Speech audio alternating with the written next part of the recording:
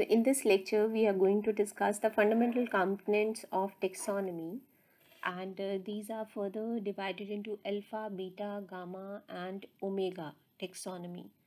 We will have a brief reference of the phases of the taxonomy that we discussed in the history part. So first is alpha taxonomy. This is the descriptive taxonomy. Means here we are concerned about the collection and identification of organisms. So whatever we did in the very first phase and the second phase, okay, the exploratory phase and the consolidation phase, that is considered under the alpha taxonomy. So basically you are collecting an information about the organisms, you are identifying those organisms on the basis of morphological characters only, and then the compilations are made in the form of floras or monographs. Okay, and we all know it started in 19th century, and the main taxonomists who contributed to this, they were Tonford, de Jussieu, Linnaeus. So their work was very appreciated in regards to the development of floras and monographs. So the first and the second phase, that is the exploratory phase and the consolidation phase, they are considered as the parts of alpha taxonomy.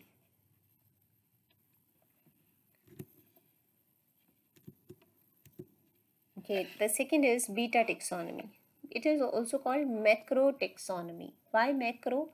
Because we are now not only concerned about the morphological characters, but we are also taking into account the information obtained from genetics, cytology, anatomy, palynology, okay, whatever science you know, embryology, physiology, biochemistry, and all related branches. So whatever information we get from that, that is included in identification and collection of that organism. So that's why it is called macro.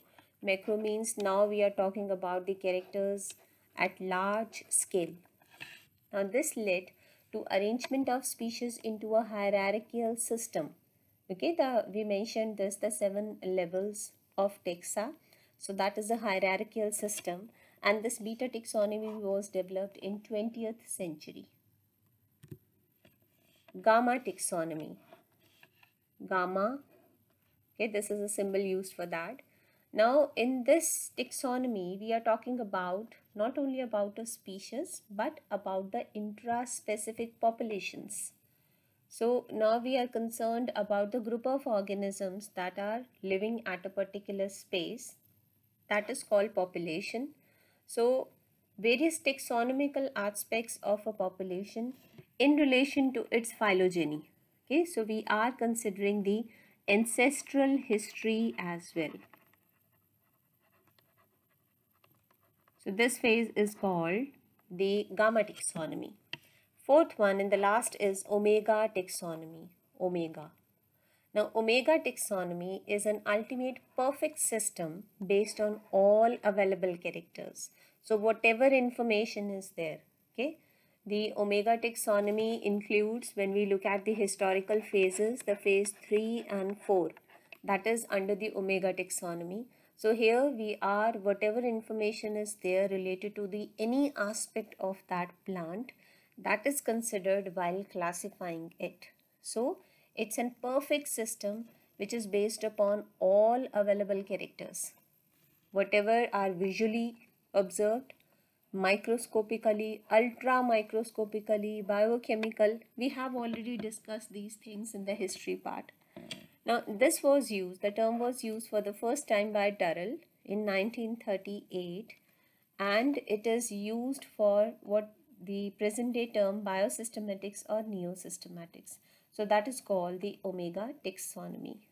Now if we have to look for a combination that out of these 4, which should be the preferable mode of study, then we say that alpha omega taxonomy is the best combination. Why?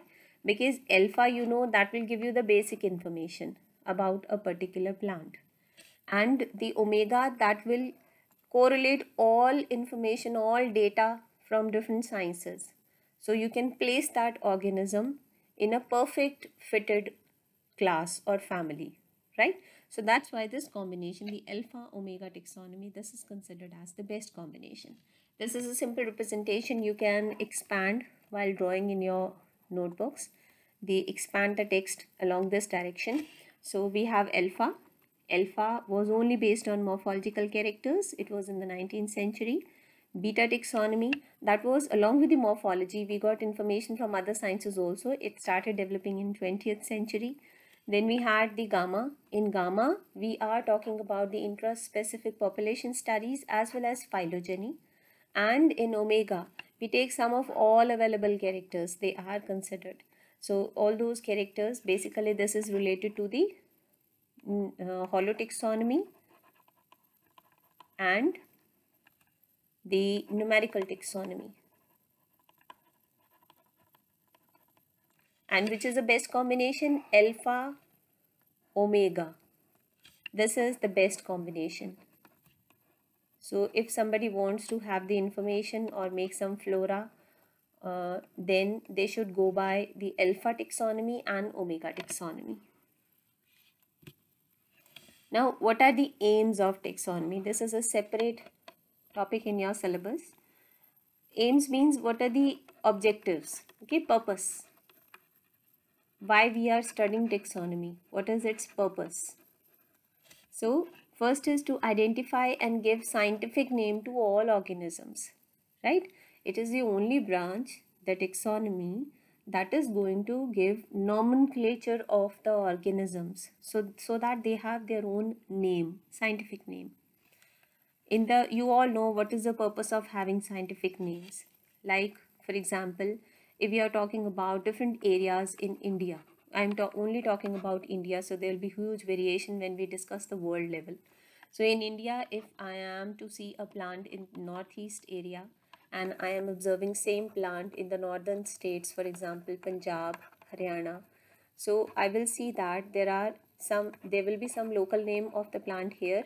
There will be another local name of the plant there, right? So I am talking about the same plant, but since the local names are different, so that's why there will be confusion. These local names, they are also called the vernacular names.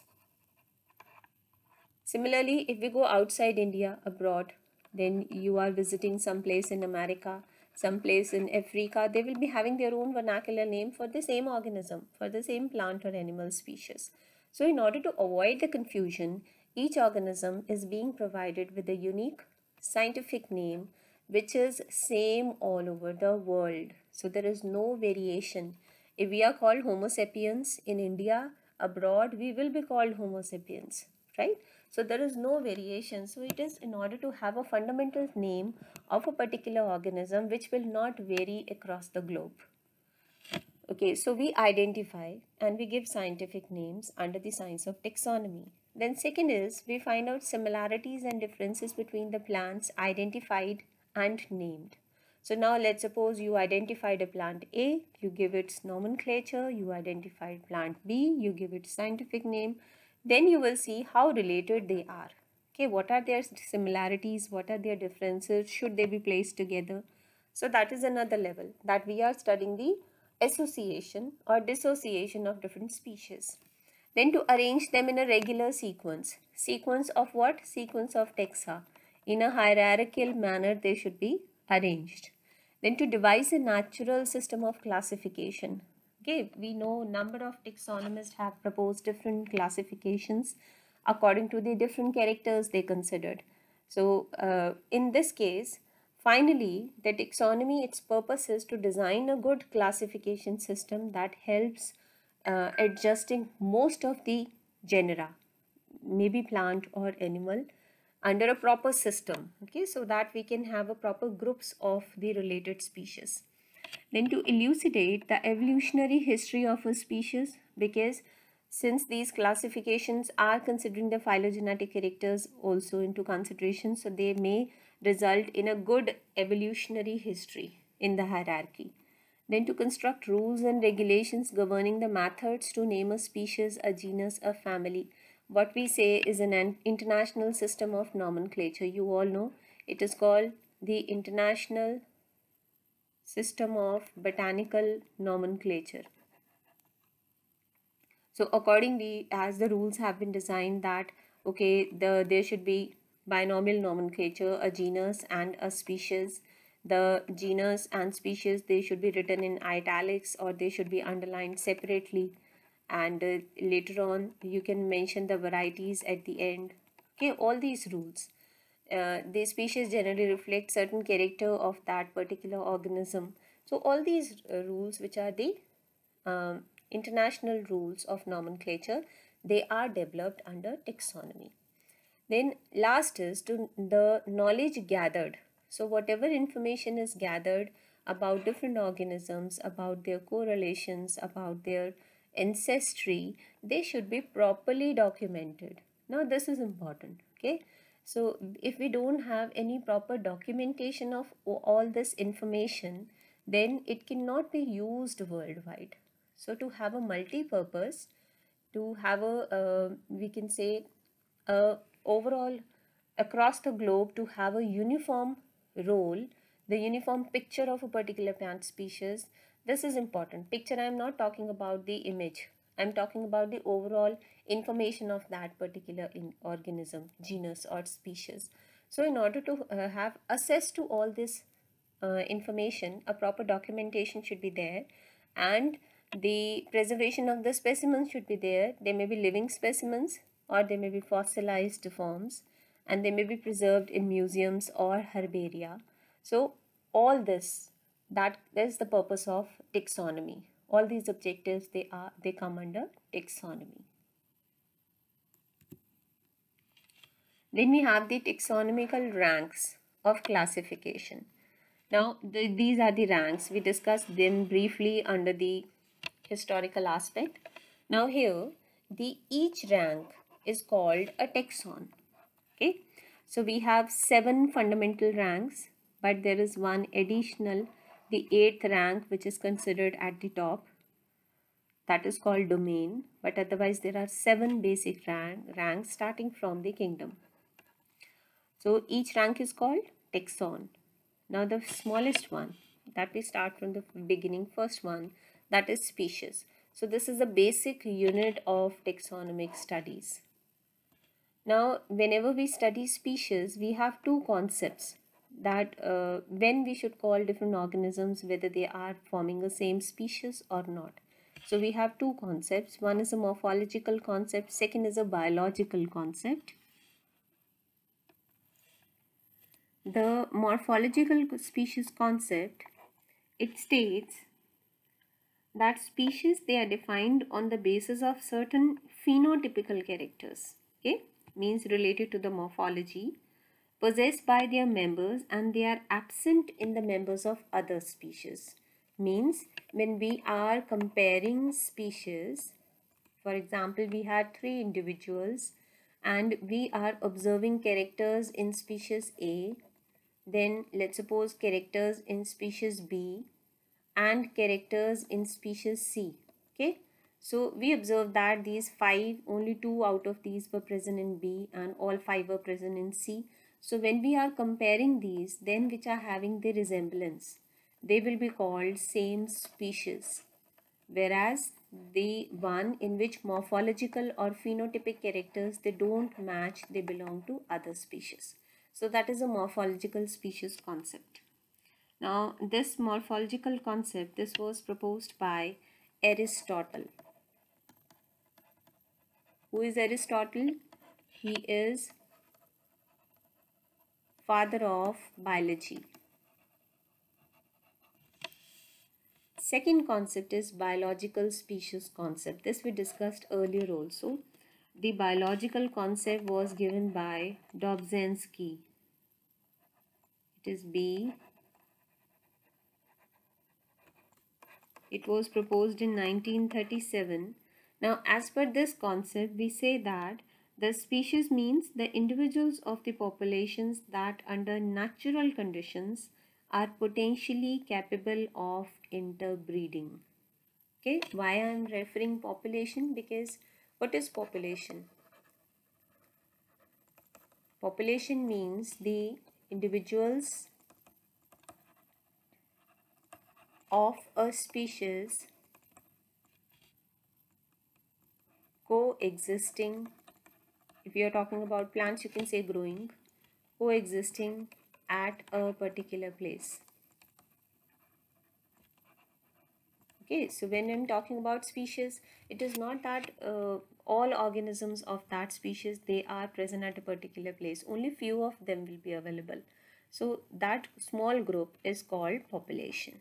Okay, so I'm saying that if the organisms in a population, they are interbreeding, then they are called the species. They belong to same species.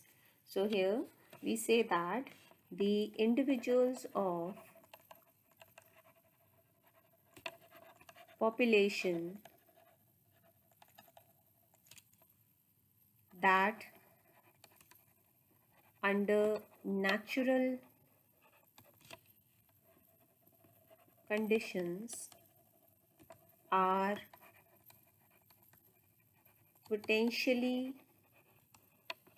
capable of interbreeding. So they form a species. Nowadays, another concept is followed that is called the genetic concept of species. Now, genetic species concept takes into consideration the genes of a particular organism. So they are well, if they are correlated and they are able to interbreed, then we say that those members, they belong to same species. Okay, but you need not learn that reference. You can only mention two: morphological and biological species concept. This was proposed by Aristotle, and it says that if there is a phenotypic resemblance amongst two organisms, they belong to same species. Then second is biological species concept. It was given by Dobzhansky. It says that if the members in a population, they are freely able to interbreed, then they are considered as a single species.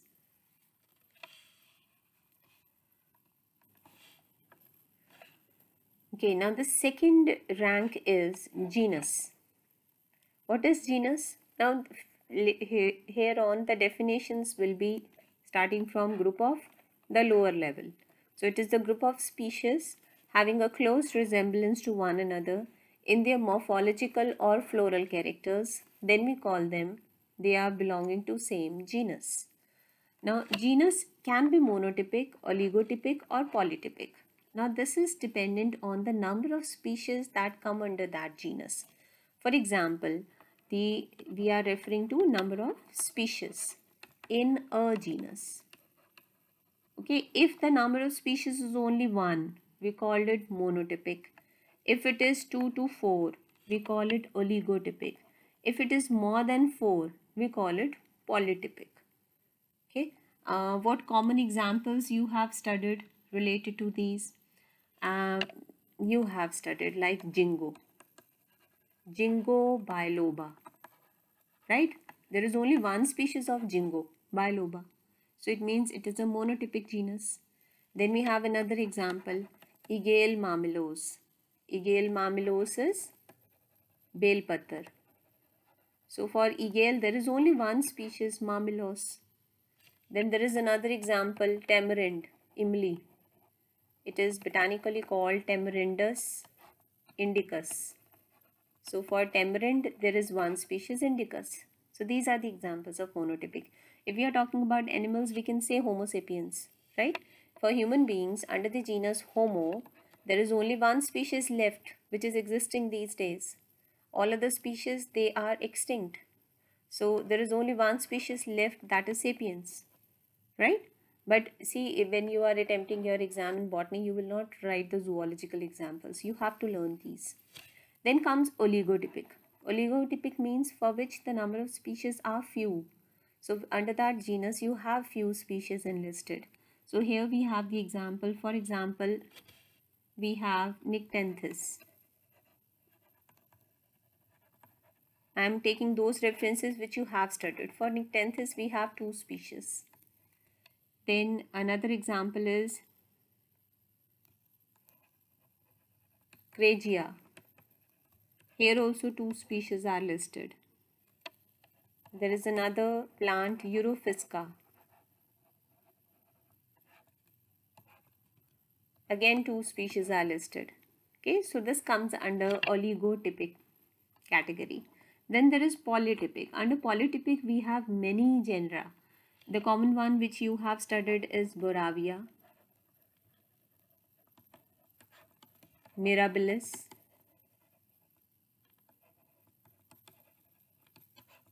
Allium, Poa, Vila is Penzi. So all these, they are right now, today in the practical we will study Petunia. It has more than 20 species. Okay, so all those which are having more than 4 species, such genus or genera, they are called polytypic. So you can learn one or two examples of each category.